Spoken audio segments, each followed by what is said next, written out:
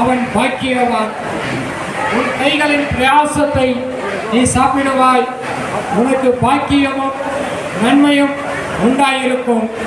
உன் மனைவி வீட்டோரங்களின் கனிதரம் திராட்சை செடி போல இருப்பார். உன் பிள்ளைகள் உன் பந்தியை சுற்றிலும் ஒலிவமர கன்றுகளைப் போல இருப்பார்கள். இதோ கர்த்தருக்கு பயப்படுகிற மனுஷன் இவ்விதமாய் அவன் ஆசீர்வதிக்கப்படுவான். கர்த்தர் சீயோனிலிருந்து உன்னை ஆசீர்வதிப்பார். நீ ஜீவனுள்ள நாளெல்லாம் எருசலேமின் வாழ்வை காண்பாய். நீ உன் பிள்ளைகளின் பிள்ளைகளையும் இஸ்ரவேலுக்கு உண்டாகும் சமாதானத்தையும் நீ காண்பாய். கர்த்தருக்கு பயப்படுகிற வாலிபனை அவருக்கு நல்ல மனைவியை தேவன் தருகிறவராய் இருக்கிறார். அது மாத்திரமல்ல, அவர்களுக்கு பிள்ளைகளையும் தேவன் கொடுக்கிறார்.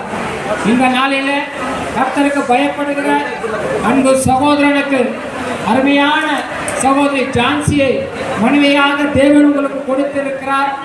இன்னும் நீங்கள் கர்த்தருக்கு பயந்து அவர் வழிகளில் நீங்கள் நடக்கும் பொழுது இன்னும் உங்கள் பிள்ளைகளை தேவன் கொடுப்பார், உங்கள் வேலையை ஆசீர்வதிப்பார், உங்கள் கையின் பிரயாசங்களை தேவன் ஆசீர்வதிப்பார்.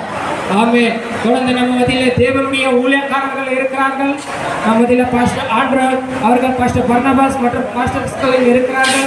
இப்பொழுது பாஸ்டர் ஸ்கூல் சேர்ந்து ஜெபிக்கும் பொழுது நாம் இந்த பிள்ளைகளை உங்கள் இருக்கிற இடத்துல உங்கள் வலது கரத்தை நீட்டும்படியாக நாங்கள் கேட்டுக்கொள்கிறோம்.